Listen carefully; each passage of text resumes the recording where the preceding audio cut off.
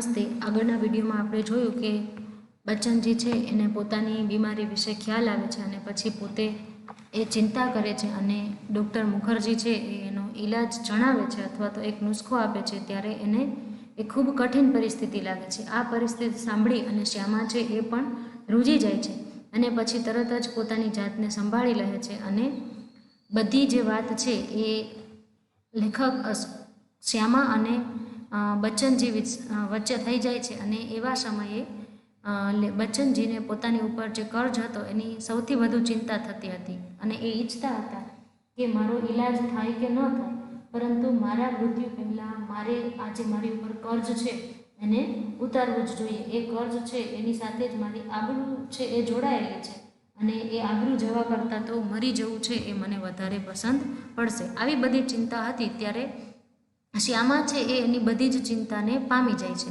શ્યામા કે લીએ મેં પારदर्शी दर्पण था. श्यामा માટે હું એક પારદર્શી અરીસો હતો. उसने पूछा किसी बात से चिंतित हो, चिंता ही खाती रहोगी तो दवा क्या लाभ पहुंचाएगी. અને શ્યામા છે એ કહે છે કે તમે ચિંતા જ કરો છો તો જો તમે ચિંતા જ કરતા રહેશો તો દવા છે એનો કંઈ લાભ થશે नहीं. मैंने कहा टैक्स सोसाइटी के मुझ पर 400 कर्ज है, करीब 100 અન્ય મિત્રો કે શું કહે છે કે મારી ઉપર ટેક્સ સોસાયટી છે એના 400 અને અન્ય મિત્રો જે છે એના 100 આટલા રૂપિયા મારી ઉપર કર્જ છે. એટલે કે એના જે હપ્તા હતા ટેક્સ સોસાયટીના એની ચિંતા કરતા હતા અને જે દેવું છે એની જ્યારે ચિંતા કરતા હતા તો શ્યામાએ જે જવાબ દીધો એ જવાબ હતો उसने जो उत्तर दिया उससे मैं चौंक पड़ा और सहसा उठकर उसके घूर कर देखने लगा जैसे श्यामा को एक बार फिर से पहचानने की ज़रूरत है. શ્યામાએ જે જવાબ આપ્યો એ જવાબ શું હતો કે તમે આ જવાબ સાંભળી અને અહીં બચ્ચનજી છે એ એકદમ ચોંકી જાય છે અને શું કહે છે તરત જ ઉઠી અને એને એકદમ આમ ઘૂરકી અને જોવા લાગે છે જ્યારે કે જાણે કે એને શ્યામાને ફરીથી એક વખત ઓળખવાની જરૂરત થઈ હોય. અને એ જવાબ હતો उसने कहा था कर्ज तो मैं तुम्हारे मरने के बाद भी उतार दूंगी, तुम इसकी चिंता छोड़ो. कर्ज तो હું તમારા મૃત્યુ પછી પણ ઉતારી દઈશ, તમે એની ચિંતા ન કરો. દેવું જે થશે એ તમારા મૃત્યુ પછી પણ ઉતારી દઈશ, એની ચિંતા કરવાની તમારે જરૂર નથી. મેં સોચને લગા श्यामा ने वज्र ही अपनी छाती पर रख कर यह वाक्य कहा होगा. અને હું એ સાંભળી અને વિચારવા માંડ્યો કે શ્યામાએ નક્કી પોતાની છાતી ઉપર વજ્ર મૂકી અને જ આ વાક્ય કહ્યું હશે. મુझे चिंता मुक्त रखने को वह क्या नहीं कर सकते थे. અને મને ચિંતા મુક્ત રાખવા માટે થઈ અને શ્યામા શું ન કરી શકે એનો મને ફરીથી એક વખત એ અંદાજ આપે છે. મરને કે લીએ જો મેને અપને આપ કો છોડ દિયા થા વહ મુझे એકદમ ગલત લગા. હું મારી જાતને મરવા માટે મૂકી દીધી હતી તે એ વાત હવે મને એકદમ ખોટી લાગી. મુझे अपने लिए नहीं तो श्यामा के लिए जीने का संघर्ष करना चाहिए. આ શ્યામાનું એના પ્રત્યેનો જે ભાવ હતો એ જોઈ અને બચ્ચનજીને થાય છે કે મારે મારા માટે નહીં તો શ્યામા માટે થઈ અને જીવવા માટે સંઘર્ષ કરવો જોઈએ. શ્યામા કે લીએ મેને જીવન મેં કુછ નહીં કિયા, કભી કરને કે યોગ્ય નહીં રહા. મેં શ્યામા માટે થઈ અને કંઈ જ નથી કર્યું. શ્યામા માટે થઈ અને મેં આખા જીવન દરમિયાન કંઈ કરવા યોગ્ય જ ન હતો, એટલે મેં મારા જીવન દરમિયાન શ્યામા માટે કંઈ કર્યું નથી. अब यदि मैं उसे ऐसी स्थिति में छोड़ जाऊं कि वह मेरे मरने पर मेरा कर्ज उतारने की चिंता करे तो मुझसे जघन्य अपराधी कौन होगा. શું કહે છે કે આખી જિંદગી તો મેં એના માટે કંઈ નથી કર્યું, પણ મારા મૃત્યુ પછી પણ હું એને એવી સ્થિતિમાં છોડીને જાઉં કે મારા મૃત્યુ પછી મારું જે કર્જ છે એની ઉતારવાની ચિંતા પણ શ્યામાને કરવી પડે તો મારા જેવો અપરાધી બીજો કોઈ હોઈ શકે નહીં.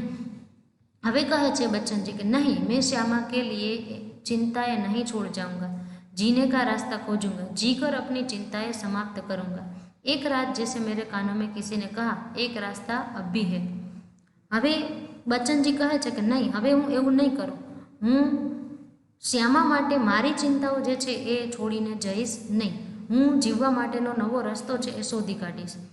હું જીવી અને મારી ચિંતાઓ જે છે એ સમાપ્ત કરીશ અને પછી જ હું મૃત્યુ પામીશ. અને એક રાત એના કાનમાં આવી અને કોઈએ કહ્યું કે હજી પણ તમારી પાસે એક રસ્તો છે. 15 दिन के ही इलाज में अपना बटुआ खाली हो गया. અને એ ઈલાજ જે હતો એ ઈલાજ કરતાં કરતાં 15 દિવસમાં જ અમારું જે વોલેટ હતું એ ખાલી થઈ ગયું. मैं कदापि नहीं चाहता था कि पिताजी घर को हाथ लगाए અને હું ક્યારેય એવું નહોતો ઈચ્છતો કે મારા પિताजी છે એ ઘર વહેંચી નાખે। अपनी वृद्धावस्था में शांति से बैठने को, चाहे उनके भूखे नंगे ही बैठना पड़े, उन्होंने एक शरण स्थल बनाया था। પોતાની ભૂખું તરસ્યું એમને ત્યાં બેસી રહેવું પડે તો એ જગ્યા કે જ્યાં શાંતિથી બેસી રહે એવું એક શરણ સ્થળ એણે બનાવ્યું હતું અને એ હતું એમનું ઘર। તો એ શું કહે છે, मैं उससे उन्हें वंचित करने का कारण नहीं बनना चाहता था। હું મારા કારણે એમનું જે આ સ્થાન હતું એને એનાથી વંચિત કરવા ઈચ્છતો ન હતો। पर यह भी नियति का एक व्यंग है कि मेरे माता पिता दोनों में से किसी को अपनी छत के नीचे अपने अंतिम श्वासें छोड़ने का योग नहीं बना था। न जाने राम कहाँ लागे माटी, पर उस समय में कैसे जानता। અને જે તે સમયે કવિ અહીં કહે છે કે આ પણ એક વ્યંગ હતો, વિધિનો એક વ્યંગ હતો કે મારા માતા પિતા છે એ બેમાંથી એક પણ પોતાના અંતિમ શ્વાસ છોડવા માટે પોતાના ઘરની છત નીચે ન હતા। એટલે કે ન જાણે રામ કહા લાગે માટી, ઉસ સમય મેં કેસે જાણતા। અને આવી જે વાત છે એ હું ત્યારે જાણી શક્યો નહીં। और एक दिन मुझे वह रास्ता दिखाई दिया जिस पर अपने बल पर चलकर मैं अपनी चिंताएं समाप्त कर सकता था। અને એક દિવસ એકાએક મને એક એવો રસ્તો દેખાણો કે જેના કારણે હું મારા જ બળ ઉપર ચાલી અને મારી જે ચિંતા છે એ બધીને હું સમાપ્ત કરી શકું। किसी के लिए, विशेष कर श्यामा के लिए, मैं कोई चिंताएं नहीं छोड़ूंगा। કોઈના માટે અને ખાસ કરીને શ્યામા માટે તો હું કંઈ જ ચિંતા નહીં છોડું। इस संकल्प ने मुझे दृष्टि भी दी, बल भी दिया। અને આ જ જે મારો સંકલ્પ હતો એ સંકલ્પે મને दृष्टि પણ આપી અને એક નવું બળ પણ આપ્યું। मैंने डॉक्टर BK मुखर्जी के पास जाकर कहा, डॉक्टर साहब आपका इलाज बहुत महंगा है, मेरे पास आपके इलाज के लिए पैसे नहीं। શું કહે છે, ડૉક્ટર BK મુખર્જીની પાસે જાય છે અને કહે છે કે ડૉક્ટર સાહેબ તમારા ઇલાજ માટે થઈ અને મારી પાસે પૈસા છે નહીં, તમારો ઇલાજ છે એ બહુ મોંઘો છે અને पैसे नहीं। इसके पूर्व कि मैं कुछ और कहूँ या पूछूं, उन्होंने अपने बदनाम मुंहफट स्वभाव से कहा, पैसे नहीं है तो जाओ मरो। हजी तो बच्चनजी છે એ પોતાનું વાક્ય પૂરું કરે એ પહેલાં જ કંઈ પૂછે કે કંઈ કહે એ પહેલાં જ ડૉક્ટર BK મુખર્જીએ પોતાનો જે મુંહફટ એટલે કે આખા બોલો જે સ્વભાવ હતો, બદનામ સ્વભાવ હતો એનાથી કહી દીધું કે જો તારી પાસે પૈસા ન હોય તો જા મર। मुझे जीवन में चुनौती से ही बल मिलता है। અને અહીં કહે છે બચ્ચનજી કે મને ચુનौतीથી જ જીવનમાં બળ મળ્યું છે।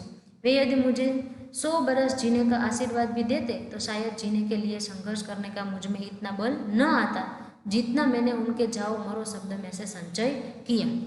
डॉक्टर BK मुखर्जी છે એ મને ગમે એટલું કે 100 વર્ષ જીવવાના આશીર્વાદ આપત તો પણ શાયદ મારા જે કારણે જે મને બળ મળ્યું એ બળ મને એના કારણે મળત નહીં। અને એ બળ મને મળ્યું એના એ શબ્દોથી કે જાઓ મરો, આ શબ્દોના કારણે જે બળ મને મળ્યું એને મેં સંગ્રહી લીધું, એનો મેં સંચય કરી લીધો।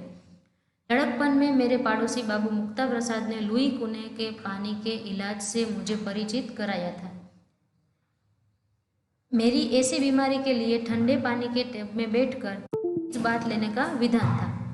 અમારા એક પાડોશી હતા બાબુ મુક્તા પ્રસાદ, એના કારણે મને લુઈ કુને કે પાણી કા ઇલાજ છે પરિચિત કરાયા હતા। અને લુઈનો જે પાણીનો ઇલાજ એ ઇલાજથી એને બચ્ચનજીને પરિચિત કરાવ્યા હતા।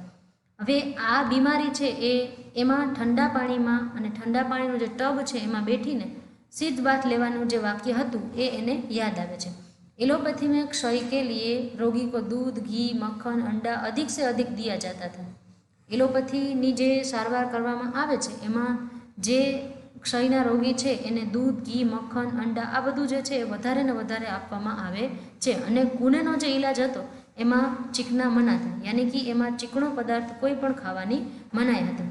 सिर्फ कच्ची सब्जियां, फल, भीगे चने, गेहूँ आदि पर रहना था। मात्र એમાં કચ્ચી જે સબ્જી એટલે કે કાચા જે શાકભાજી છે એ ફળ અને પલાળેલા ચણા, ઘઉં વગેરે જેવી વસ્તુઓ ઉપર જ રહેવાનું હતું। ન દવા પર કુછ ખર્ચ, ન ખોરાક પર કુછ ખર્ચ, એટલે કે કોઈ પણ દવાનો ખર્ચ નથી કરવાનો, કોઈ પણ ખોરાક ઉપર પણ ખર્ચ નથી કરવાનો। यही तो इलाज मेरी स्थिति के अनुकूल था और कामकाज साधारण किए जाना था। અને આવી રીતે જે આ ઇલાજ હતો એ ઇલાજ મારા માટે કે જેમાં હું ખર્ચો પણ નહોતો કરવા ઈચ્છતો અને મારી જે સ્થિતિ છે એને અનુકૂળ હતો અને સાધારણ રીતે હું મારું જે કામકાજ છે એ પણ કરી રહ્યો હતો. મેને બીકે મુખર્જી કા નુસ્ખા ફાड़ डाला और कुने के अनुसार से જ बात आरंभ किया. અને જે બીકે મુખર્જીનો નુસ્ખો હતો એને મેં છોડી દીધો અને કુનેનો જે આ પ્રયોગ હતો એને મેં આરંભ કરી દીધો. અને તદનુસાર ખોરાક આદિ લી અને એ જ પ્રમાણે મેં ખોરાક લેવાનું પણ શરૂ કર્યું. स्कूल भी जाने लगा, केवल रात वाली ट्यूशन छोड़ दी. અને હું સ્કૂલે પણ ગયો અને રાતનું જે મારું ટ્યુશન હતું એ એકમાત્ર મેં છોડ્યું. उसका मुआवजा एक तरह से किताबों की बिक्री से मिल जाता. અને એનો જે કંઈ પણ ખર્ચો મારાથી નહોતો નીકળતો એ મારા જે પુસ્તકો હતા એનું વેચાણ થતું એમાંથી મને મળી જતો હતો. શ્યામાને મેરા વિરોધ ન કિયા. શ્યામાએ અહીં બચ્ચનજીનો જરા પણ વિરોધ ન કર્યો. जीवन भर में जिस रास्ते पर भी चला उसने स्वस्ति पंथा कहा और मेरे पीछे चली. શ્યામા છે એ અહીં બચ્ચનજીનો ક્યારેય પણ વિરોધ કરતી નથી એવું દર્શાવે છે અને કહે છે કે સ્વસ્તિ પંથા કહા ઓર મેરે પીછે ચલી. એનો વિરોધ પણ નથી કરતી અને એ એની પાછળ ચાલે છે. मेरी स्नान चिकित्सा के संबंध में भी वह प्रतिदिन अपनी सेवा सहयोग देती रही.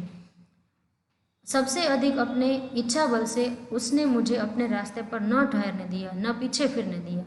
શું કહે છે કે શ્યામાએ મારી જે કંઈ પણ સ્નાન ચિકિત્સા હતી એમાં પોતાની જે સેવા સહયોગ હતી એ આપતી રહી અને સૌથી વધુ પોતાની જે ઈચ્છા હતી એને ક્યારેય મારા ઉપર અથવા તો મારા રસ્તામાં અટકવા દીધી નથી અને મને ક્યારેય પાછો ફરવા દીધો નથી. રાહ પકડ એક ચલાચલ પા જાયેગા મધુશાલા. અને કવિ છે એ ફરીથી અહીં મધુશાલાની એક પંક્તિ ઉમેરે છે અને કહે છે कि राह पकड़ तू एक चला चल पा जाएगा मधुशाला. लेकिन अपने अड़िग इच्छा बल से उसने जो सबसे बड़ा सहयोग दिया और जो सबसे बड़ा चमत्कार किया वह यह था कि जितने दिन मेरा इलाज चलता रहा उसने अपने सारे रोगों को जैसे किल दिया. જ્યાં સુધી કવિનો ઇલાજ ચાલતો હતો, બચ્ચનજીનો ઇલાજ ચાલતો હતો, ત્યાં સુધી ચમત્કારિક ઢંગથી શ્યામાએ પોતાના કોઈ પણ રોગ છે એને દેખાવા દીધા નહીં. એને જાણે કે મારી જ નાખ્યા હોય એવું તે વર્તન કરે છે. ઓર કભી એક ઉંગલી દુખને કી ભી શિકાયત નહીં કી. અને ક્યારેય પણ શ્યામાએ બચ્ચનજી સમક્ષ પોતાને એક આંગળી દુખે છે એવી પણ શિકાયત કરી નહીં. शायद उसके प्रति इस निश्चिंता ने मुझे अपने रोग से लड़ने का जितना बल दिया उतना किसी चीज ने नहीं. અને એની જ જે આ નિશ્ચિંતા હતી અને એના કારણે થઈને જ મને મારા રોગની સામે લડવા માટે જેટલું બળ મળ્યું એ બળ મને બીજે ક્યાંયથી મળ્યું નહીં. इस आत्मनियंत्रण, आत्मनिग्रह, इच्छा बल, हठ योग की समझ में नहीं आता उसे क्या नाम दूँ. આ પ્રકારની જે મારું આત્મનિયંત્રણ, શ્યામાનું આત્મનિયંત્રણ, એનો આત્મનિગ્રહ, એનો હઠયોગ અને એનું ઈચ્છા બલ જે હતું એને હું શું નામ આપું એ મને કંઈ ખબર પડતી નથી. બડી મહેંગી કિંમત ઉસે ચૂકાની પડી. એને ખૂબ મોટી કિંમત જે છે એ મારા માટે થઈ અને ચૂકવવી પડી. अपने क्षय ज्वर से पूर्णयता मुक्त हो जिस दिन मैंने सामान्य भोजन किया 15 अप्रैल 1936 को, ठीक उसी दिन वह चारपाई पर गिरी और फिर न उठी. મેં જે દિવસે એટલે કે 15 એપ્રિલ 1936ના રોજ હું જેવો સામાન્ય થયો અને મેં મારું સામાન્ય ભોજન લીધું એ જ દિવસે શ્યામા છે એ ચારપાઈ પર પડી અને પડી ફરીથી એ ઉઠી નહીં. 216 दिन बराबर रोग सैया पर पड़े रहने के बाद 17 नवंबर 1936 को उसने अपना शरीर छोड़ दिया. બરાબર 216 દિવસ સુધી એ પોતે બીમાર પડી રહી અને 1936ના રોજ એમણે પોતાનું શરીર છે એ છોડી દીધું. श्यामा के और अपने विवाहित जीवन के अंतिम 18 महीनों में मुझे और उसे दोनों को मौत के साथ संघर्ष करना पड़ा. અને આમ છેલ્લા 18 મહિનામાં મારે અને શ્યામાને અમારા વિવાહિત જીવનમાં खूब संघर्ष करवो पड़ो. मेरे संघर्ष में श्यामा ने अपनी इतनी आंतरिक मंगल कामना दी, इतना सहयोग दिया, इतनी अपनी सेवा दी, इतने अपने को दिया, इतने अपनी ओर से मुझे चिंता विमुक्त रखा कि मैं उसे संघर्ष में विजयी हुआ. આવી રીતે શ્યામાએ પોતાનું બધું જ હતું એ કવિ માટે આપી દીધું, બચ્ચનજી માટે આપી દીધું અને એ પોતાના સર્વસ્વ આપ્યા બાદ એ સંઘર્ષમાં બચ્ચનજી છે એ વિજય પામે છે અને એના આ સંઘર્ષની પરિણામે શું થાય છે, पर उसके संघर्ष में बहुत मैंने अपनी शुभकामना दी, बहुत सहयोग दिया, बहुत सेवा दी, बहुत अपने को दिया, पर वह पराजित हो गई. અને શ્યામા છે એ બચ્ચનજીના બધું જ મળવા છતાં એ પોતે પરાજિત થઈ જાય છે. संभवतः एक मोर्चे की कमजोरी से वह मेरे विषय में मृत्यु की अंतिम सांसों तक चिंता विमुक्त नहीं हो सकी. આમ છેલ્લે સુધી શ્યામા છે એ પોતાના મૃત્યુ સુધી ચિંતા વિમુક્ત નથી થઈ શકતી એ વાતનું બચ્ચનજીને દુઃખ થાય છે. એમ અહીં આપણે આ એકમ દ્વારા સમજ્યા કે શ્યામા છે એ બચ્ચનજીની બીમારી જાતે લઈ લે છે, બચ્ચનજીને બચાવી પોતે છે એ મૃત્યુને વધુ વહાલું કરે છે.